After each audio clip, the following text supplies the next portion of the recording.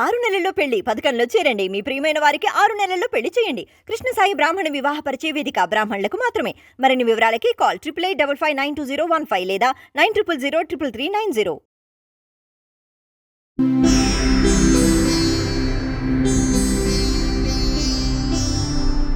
ఓం సదాశివసమారంభాం వ్యాసశంకరమధ్యమాం అస్మదాచార్యపర్యంతాం వందే గురుపరంపరాం. జ్యోతిషశాస్త్రాన్ని భావితరాల వారికి ప్రసాదించిన ఋషుల యొక్క పాదపద్మాలకి నమస్కారం చేసుకుంటూ, అలాగే నాకు జ్యోతిష విద్యను నేర్పిన గురువర్యులు జ్యోతిష బ్రహ్మ కీర్తిశేషులు శ్రీ ఏరంకి సూర్యనారాయణమూర్తి గారు, సూర్యశ్రీ దైవజ్ఞ గారి యొక్క పాదపద్మాలకి నమస్కారం చేసుకుంటూ, ఓం శ్రీ మహాగణాధిపతి నమః, శ్రీ గురుభ్యో నమః, హరి ఓం. వీక్షకులందరికీ నమస్కారం. అక్టోబర్ నెల 6వ తారీఖు లగాయితూ అక్టోబర్ 12వ తారీఖు వరకు ఉండేటువంటి గ్రహగతుల ఆధారంగా ద్వాదశ రాశుల వారికి ఈ వారం ఏ విధమైనటువంటి శుభాశుభ ఫలితాలు కలగబోతూ ఉన్నాయో ఈ కార్యక్రమం ద్వారా తెలుసుకుందాం. అందులో భాగంగా ఈ వారం ఉండేటువంటి గ్రహగతులను గమనిద్దాం. ఈ వారంలో వృషభ రాశి యందు గురువు వక్రగతిలో ఆయన సంచారాన్ని చేయబోతూ ఉన్నారు. కుజుడు మిథున రాశి యందు, అలాగే కన్యా రాశి యందు రవికేతువులు, తులారాశి యందు శుక్రబుధులు, మరి ముఖ్యంగా తులలగాయితూ మకరం కుంభరాశుల వరకు చంద్రుని యొక్క సంచారము, కుంభమందు వక్రించిన శనేశ్వరుడు, మీనరాశిలో రాహు సంచరిస్తూ ఉన్నారు. ఇటువంటి పరిస్థితుల్లో ద్వాదశ రాశులకి ఏ విధమైనటువంటి ఫలితాలు కలగబోతున్నా తెలుసుకుని, మీనరాశి వారికి ఈ వారం సాధారణమైనటువంటి గ్రహస్థితి గోచరిస్తూ ఉన్నది.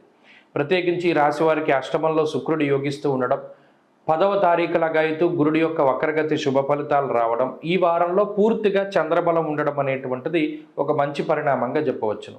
అయితే మిగతా గ్రహస్థితులు, అటు జన్మరాహువు కానీ, వ్యయ శనేశ్వరుడు కానీ, కుజ ప్రభావం అర్ధాష్టమ కుజుడు కానీ, గురుబలం లేకపోవడం కానీ, సప్తమ రాహువు కానీ, అష్టమ బుద్ధుడు కానీ, ఇలా చెప్పుకుంటూ పోతే కొత్త గ్రహస్థితి ఇబ్బందికరంగానే ఉన్నది. సామంత జన విద్వేష అంటూ ఉన్నది శాస్త్రం. అలాగే భాగ్యహానిర్భయం క్రూరం అంటూ ఉన్నది శాస్త్రం. చిత్తభ్రంశం వాతరోగం, ఇవన్నీ కూడా ఏంటి అంటే గ్రహస్థితి వ్యతిరేకతను సూచిస్తూ ఉన్నాయి. అంటే జీవిత భాగస్వామి తాలూకు ఆరోగ్యంపై ప్రభావం చూపెడుతుంది. అలాగే ఎక్కువగా ఖర్చుల్ని ఈ గ్రహస్థితి సూచిస్తూ ఉన్నది. బద్ధకాన్ని, ప్రతి పనిని వాయిదా వేసుకునేటువంటి తత్వాన్ని సూచిస్తూ ఉన్నది. అలాగే ఇతరులపై ఆధారపడేటువంటి స్వభావాన్ని సూచిస్తూ ఉన్నది. అతిక్లేశం బంధువైరహ, అటు బంధువులతో కానివ్వండి, ఇంటి సభ్యులతో కానివ్వండి, కొంత మాట పెరిగేటువంటి వాగ్వివాదాలను సూచిస్తూ ఉన్నది. ఇలా ఇంటా బయట కూడా మానసిక ప్రశాంతత లేమినే ఈ గ్రహస్థితి సూచిస్తూ ఉన్నది. అనగా దీని అర్థము, మీనరాశి వారికి ప్రస్తుత గ్రహస్థితి అంత గొప్పగా లేదు. అయితే ఈ తరుణంలో ఈ వారంలో ఉండేటువంటి చంద్రబలం కొంత మానసిక ప్రశాంతతని కలగజేస్తుంది. అంటే ఇప్పుడున్నటువంటి ఈ పరిస్థితుల బారి నుండి మీకు కొంత దూరంగా మిమ్మల్ని తీసుకుపోయి మనసుకు కొంత ఉల్లాసాన్ని, ఉత్సాహాన్ని కలిగించేటువంటి విధంగా చంద్రుడు మీకు కొన్ని మంచి ఫలితాలని ఇవ్వబోతూ ఉన్నారు. దానితో పాటు గురుడి యొక్క వక్రగతి ప్రారంభమైన రోజు నుండి కొంత ఆర్థిక వెసులుబాటు అనేటువంటిది ఉంటుంది.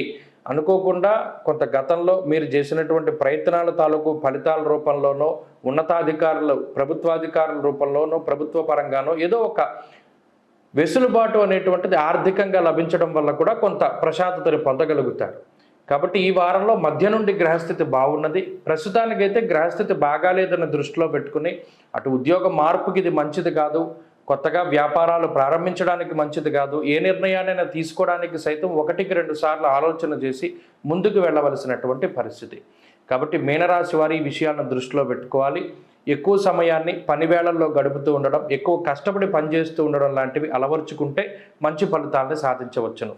మౌనంగా ఉండండి, ఎవరికి సమాధానం చెప్పడానికి ప్రయత్నం చేయకండి, మౌనంగా విని ఊరుకోండి. తత్ఫలితంగా గొడవలు తగ్గుతాయి. మీనరాశి వారి ఈ వారంలో మరింత అనుకూలమైనటువంటి ఫలితాన్ని సాధించడానికై ఆంజనేయ స్వామి వారి ఆరాధన క్రమం తప్పకుండా హనుమాన్ చాలీసా చదువుతూ ఆంజనేయ స్వామి వారి సింధూరాన్ని ధారణ చేస్తూ ఉండడం చెప్పదగినటువంటి సూచన. ఈ వారంలో కలిసి వచ్చేటువంటి రోజు సోమవారంగా చెప్పవచ్చును. అదృష్ట సంఖ్య 1, అదృష్ట వర్ణము తెలుపు. స్వస్తి.